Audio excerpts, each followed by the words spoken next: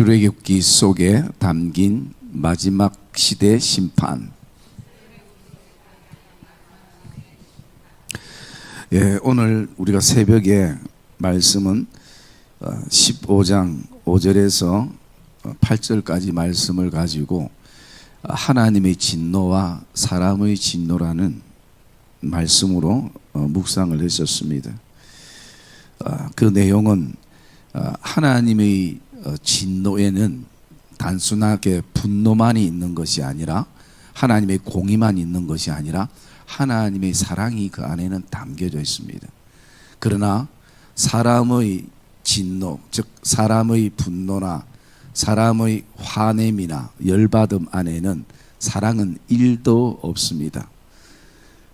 말은 너를 위해서라고 하지만 사실은 그렇지 않을 때가 굉장히 많이 있습니다. 그래서 이 하나님의 공의와 하나님의 사랑은 하나님의 성품입니다. 죄에 대해서는 반드시 벌하는 하나님의 공의가 있고, 그러나 죄인에 대해서는 하나님께서 긍휼히 여기시는 사랑의 성품이 있습니다. 이 죄인 하나를 두고 이 하나님의 공의와 하나님의 사랑이 부딪히게 됩니다. 죄를 보면 벌을 해야 되고, 그 사람을 보면 용서해 줘야 되고, 그래서 하나님께서는 그 아들을 십자가에 내어주셔서 죄인인 나를 위해서 죽게 하신 하나님의 공의를 성취하셨고, 그리고 죄인인 나를 용서하신 하나님의 사랑을 성취했습니다. 그래서 여러분, 우리 신앙의 기점은 어디냐? 바로 골고다의 십자가에 달리신 예수 그리스도인 것입니다. 하나님의 공의와 사랑의 그 결정체가 부딪힘이 아니라 완전함이 바로 십자가의 사건을 통해서 우리는 보게 되어지는 것입니다.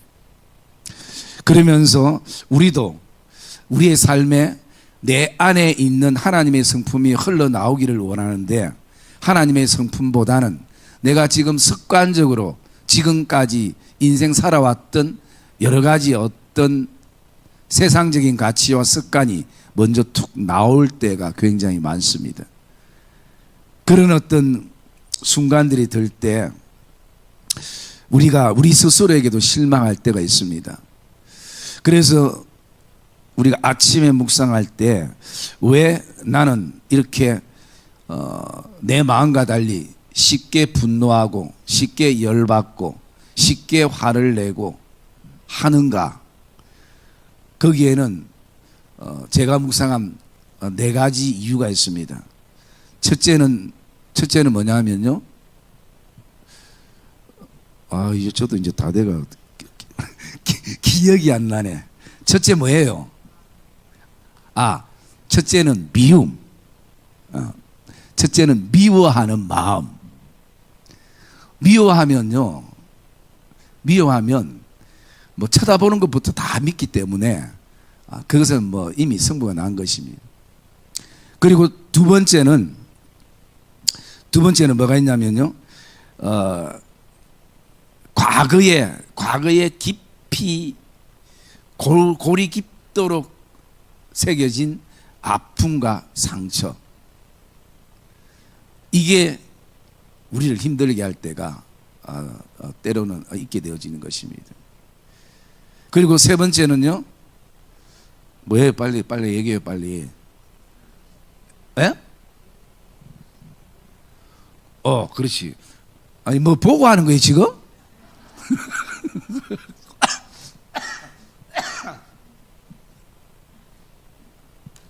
세 번째는 내 생각대로 안 된다 할 때요. 그럴 때에 분노와 화와 이게 올라오는 것이, 이거는 뭐 기도 많이 하고 있는 여러분들에게, 또 설교하고 있는 나에게도 삶에 쉽게 찾아볼 수 있는 것이. 그리고 마지막 한 가지는 그때 그 사건과 일에 대한 이 내 감정의 상태, 그 지금 순간적인 감정의 상태, 이런 어떤 요소들, 그래서 여러분 우리가 분을 품고 화를 내고 또 그 다음에 열을 받고 해서 그 칼을 뽑아서 휘두르면 결국은 그 결과는 사실은 뻔한 겁니다. 그 결과는 결국 우리가 사단에게 지는 것밖에 되지 않는 것이. 그래서 우리가 그 방법에 대해서 제가 두 가지를 이렇게 표현했습니다. 첫 번째는 뭐냐면요. 첫 번째는 어쨌든 우리가 다시 하나님의 십자가 앞에 서야 되는 것이. 골고다 십자가 언덕으로 다시 올라가야 되는 것이. 거기서부터 출발해야 되는. 그러면 우리의 감정들을 내가 컨트롤하기는 어렵지만 최소한 내 마음은 희석시킬 수 있는 것이. 거기서. 왜? 지금까지 그 십자가의 사랑이, 십자가의 은혜가 나를 높게 만들었거든요. 그렇기 때문에 우리는 자주 올라가야 됩니다. 십자가 앞으로. 그래서 또 다른 십자가의 그 깊이를 경험할 수 있어야 되는 것이. 그리고 또 두 번째로는요, 기회를 놓치지 않는 것입니다. 용서와 사랑의 기회를 놓치지 않는 것이.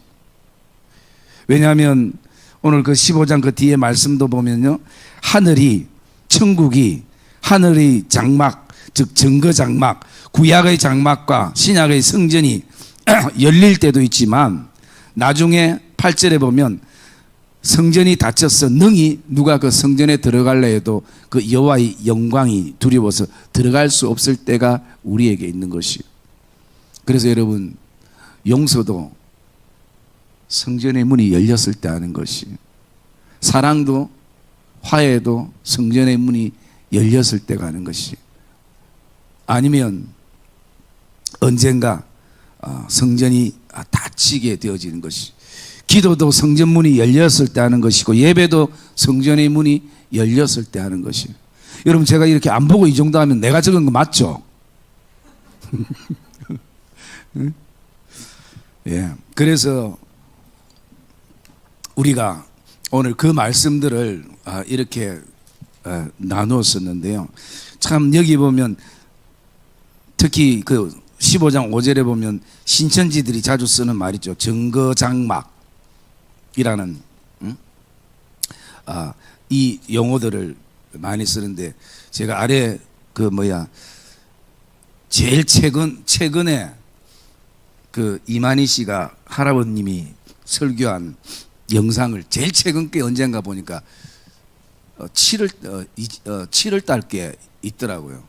그래서 제가 이제 밥을 먹으면서 그걸 이렇게 보고 있는데, 참 사모님 내 옆에 와서, 아니 그거 왜 자꾸 보는데, 그거 보면 알 수 있어요? 굉장히 나를 무시하는. 그래서 제가 알 수 있으니까 보지. 내가 또 봐야 교인들한테 얘기라도 해줄 수 있지. 그러면서 그 사실 한계를 보고 나니까 이 알고리즘 때문에 요즘 저한테 무슨 야고보 지파도 뜨고 베드로 지파도 뜨고, 그래서 근데 이제 딱 보면 조금만 들으면 표가 나요. 근데 사람은 많이 모였긴 많이 모였었다. 사람들 보니까 엄청 모여 있는데, 그런데 제가 이렇게 한 시간을 이렇게 딱 듣는데요, 계속 뭔가 이렇게 강조하는 하나가 있는데, 그게 뭐냐면 이 성경을 풀어줄 사람이 있어야 여러분들이 알죠. 해놓고 무슨 말인가 아시겠습니까? 계속 이 말마다 계속 반복이 이겁니다. 이게 뭐냐? 결국 자기라는 거죠. 그런데 이제 거기에서는 얘기를 못하고, 거기에서는 뭐 방송도 나가고 뭐가 하니까 결국은 내가 보혜사 성령이고 내가 구원자고, 이제 뭐 또 연세도 많이 많아가지고 이제는 원래 영생한다 했는데 이제는 그 요즘 교리가 바뀌어가 이제 하나님이 좀 쉬게 하면 아마 데려가실 거라고 요즘 이제 교리가 좀 바뀌었다던데, 그러면서 계속 이제 강조하는 부분이 그런 어떤 요소의 부분들이라고요. 그리고 제가 공통적인 게 보니까요, 신천지에서 다른 본문은 설교를 하나도 안 해요. 전부 요한계시록입니다. 그 내용, 그리고 또 뭐 기초적인 것은 뭐 마태복음 14장 이런 것도 하겠죠. 하는데 참 가슴 아픈 거는 이 성경에 좋은 단어들이 다 이단들이 다 가져가 가지고 쓰고 있다는 게 참 가슴 아픈 요소가 되기도 합니다. 자, 그래서 우리가 오늘은 16장 말씀을 좀 묵상하려고 하는데요. 여러분, 16장에는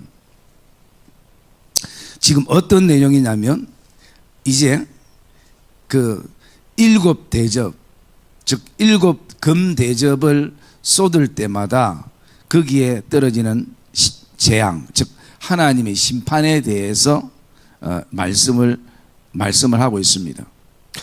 여러분, 이 요한계시록에 이 7이라는 숫자는 하나님의 완전수를 상징하는데요. 2장부터 보면 2장에는 7교회가 나옵니다. 그리고 뒤에 4장부터인가요? 거기서부터는 이제는 봉인된 7 봉인인에 대해서 나옵니다. 그리고 그 뒤에 8장부터는 뭐가 나면 7 나팔, 그리고 오늘 16장에는 7 대접, 이것이 다 하나님의 심판을 상징하는데 우리 하나님의 자녀들에게는 이 하나님의 심판의 때가 바로 구원의 때라는 것을 우리가 꼭 기억해라 라고 제가 말씀을 드렸습니다. 그래서 여러분, 어떻게 보면요, 진짜 믿음의 사람은 요한계시록을 읽으면서 두려움에 떠는 것이 아니라 사실은 은혜를 더 받을 수 있고 감격스럽고 기뻐할 수 있는 것이 사실은 이 요한계시록의 말씀입니다. 저도 이렇게 성도들과 말씀을 묵상하면서 이 요한계시록을 읽다 보니까 성경의 창세기부터 이 요한계시록 앞에 모든 말씀을 복합적으로 다 넣어둔 것이 바로 이 요한계시록의 말씀인 것을 알게 되어지는데요. 그리고 이 모든 재앙들은 성경학자들은 이제 성경에는 이렇게 분류해서 차례대로 적어 놓은 것처럼 느껴지지만 이것이 동시다발적으로 이 재앙이 이루어졌다고 보는 학자들도 있습니다. 그러면서 저는 이게 사도 요한이 보았던 환상이구나라는 것을 알게 되는데요. 여러분, 그 대표적인 것을 이렇게 보면 여러분 15장 2절 말씀 한번 볼까요? 15장 2절 말씀 한번 읽어보세요. 15장 2절 말씀 시작.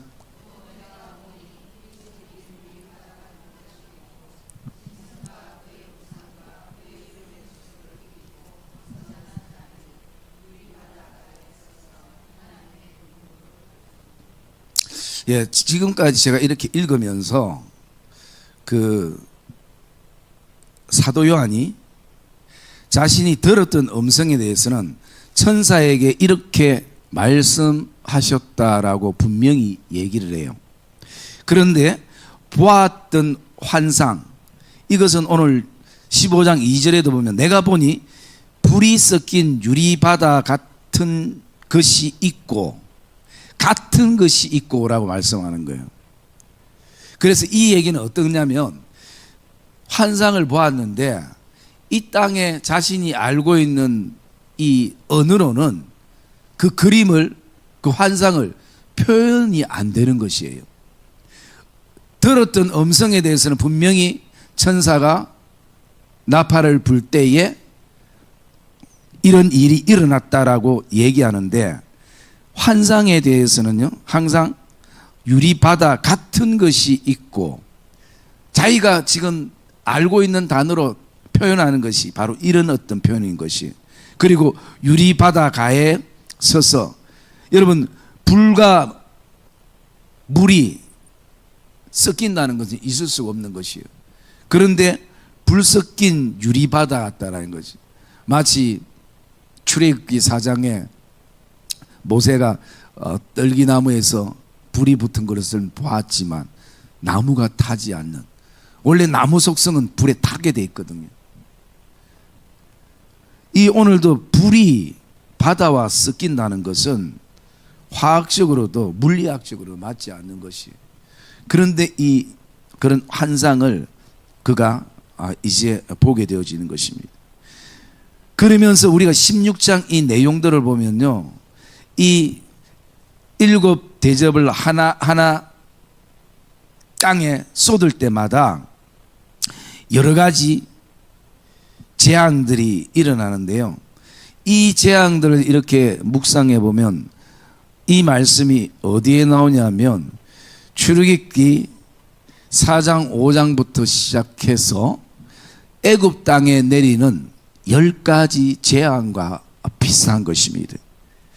여러분, 10가지 재앙이 그 땅에 떨어졌던 내용들을 우리가 출애굽기에서 볼 수 있는 것이, 그렇기 때문에 이 요한계시록에 나오는 이 7가지 대접에 쏟아지는 모든 재앙들은 이미 어디에요?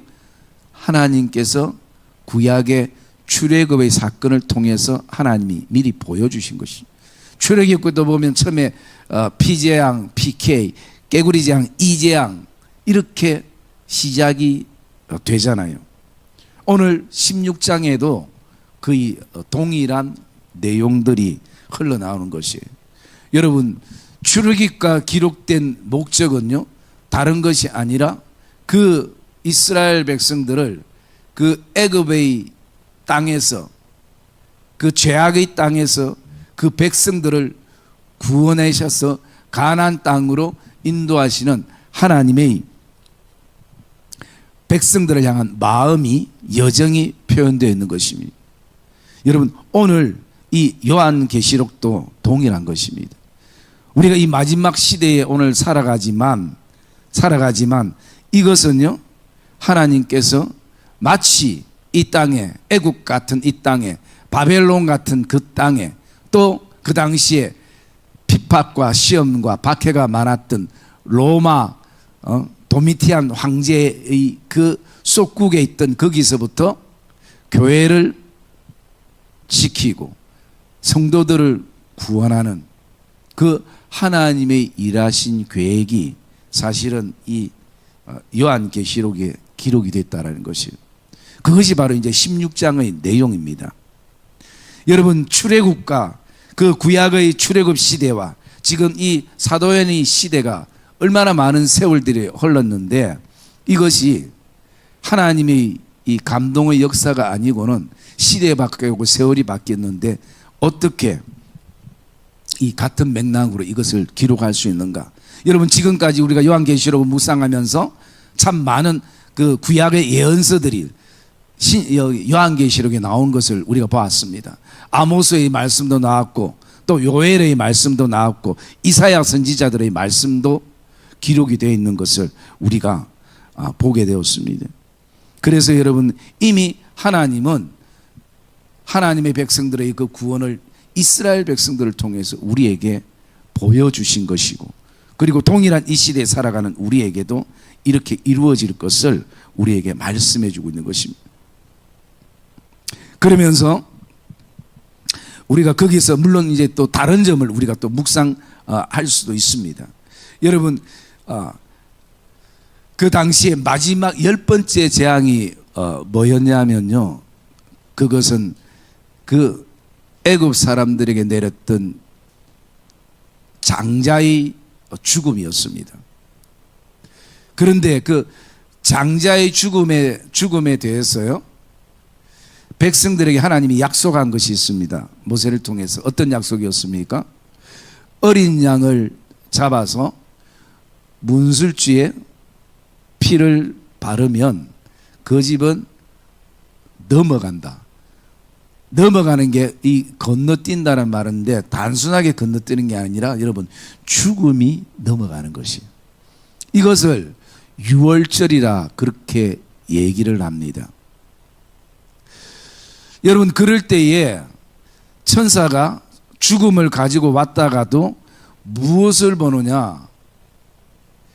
거기에 어린 양의 문술주에 피가 묻었는가 안 묻었는가였어요. 그 집이 몇 명 사는가가 중요한 게 아니고, 그 집이 큰지 작은지가 중요한 것이 아니고, 그 집에 문을 겁이 나서 또는 너무 열심히 있다 보니까 문에다가 어린 양의 피를 떡칠을 해놓은 그것을 보는 것이 아니라 또 어떤 집에는 너무나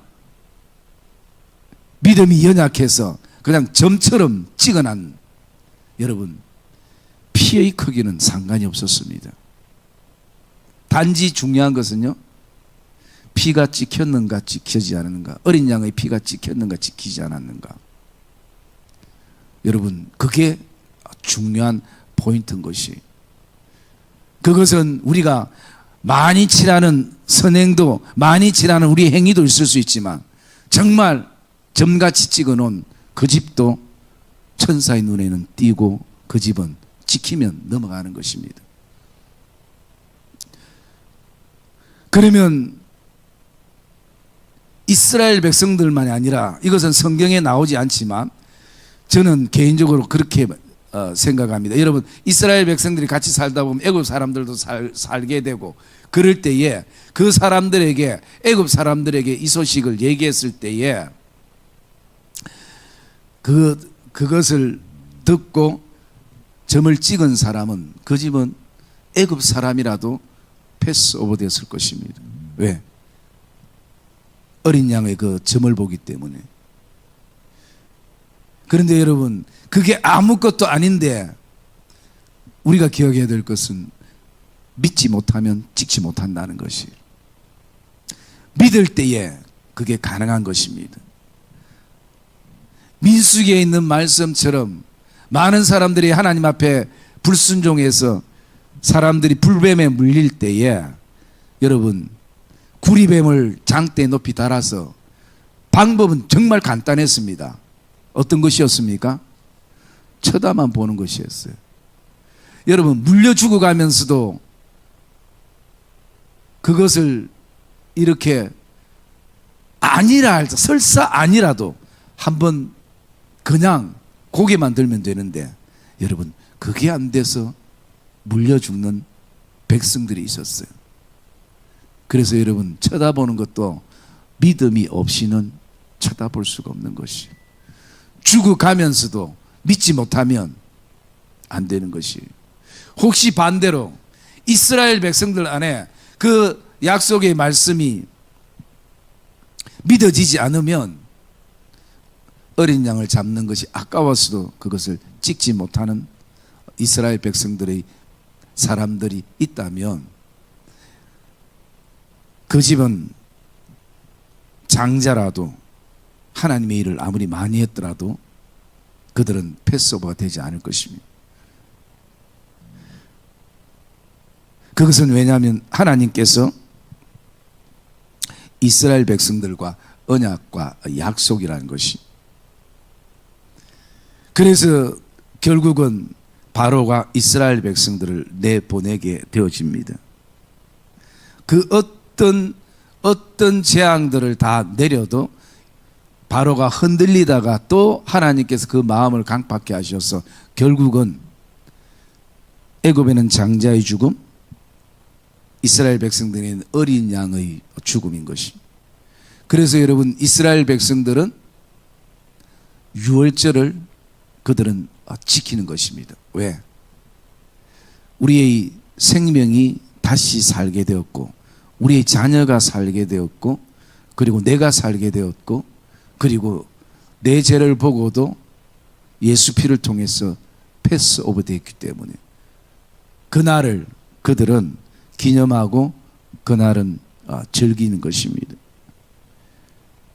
여러분, 오늘 이 신약에도 우리에게도 이 유월절과 같은 사건이 있습니다. 예수님께서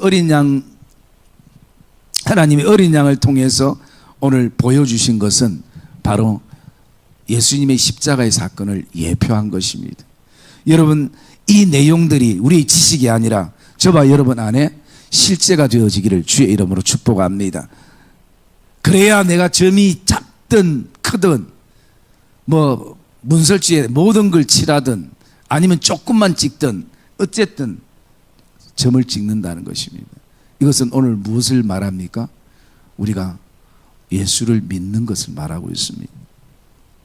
그래서 예수를 믿는 것은 우리 행위로 천국에 이르는 것이 아니라 오직 그리스도의 십자가의 은혜로 천국에 이르는 것을 말씀해 주고 있고 또 동일한 내용이 오늘 바로 이 요한계시록의 16장의 내용인 것입니다. 그러면서 출애굽과 여러분 지금 이 마지막 시대에 다른 하나가 있습니다. 그것은요, 더 이상 주님은 죽지 않습니다. 이 땅에 심판주로 오시는 것이, 신약 시대는 이 땅에 우리를 위해 죽으시러 이 땅에 인자로 오셨지만 이제는 마지막 때는요, 구약과 다른 것이 뭐냐, 예수님이 이 땅에 심판주로 만왕의 왕으로 이 땅에 오신다는 것입니다. 그래서 특별히 큰 성 바벨론 그 땅에 하나님의 진노의 잔이 내려지게 되는 것이고, 그리고 온통 사람들이 고통과 신음과 그리고 아픔 속에 놓이게 되는 것이. 여러분 그 10절 말씀 한번 읽어볼까요? 10절 말씀, 16장 10절 말씀 읽어보세요. 시작.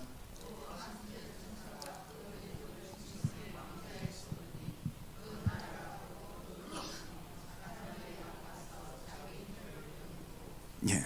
여러분 얼마나 사람들이 아프고 고통스러우면요 참는다고 여러분 자기 혀를 깨무는 것이 쉽습니까? 얼마나 고통스럽고 아프고 힘들면 자기 혀를 깨물 이런 어떤 고통, 그래 아픈 것과 종기로 말미암아 하늘의 하나님을 비방하고 그들의 행위를 회개하지 아니하는 자들에 대한 그 심판.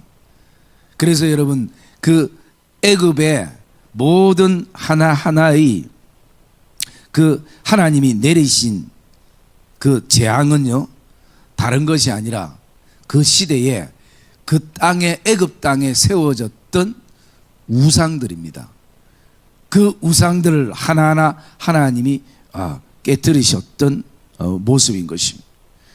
여러분 오늘 이 16장에 나오는 이 하나님의 진노의 그 일곱 금 대접의 내용은 바로 출애굽의 사건과 맥이 이어지는 내용이고 또 하나님의 구원하심을 우리에게 보여주는 그 내용인 것을 저와 여러분들이 기억하게 되는 것입니다. 그러므로 오늘도 이제는 우리가 누구를 기다리는가?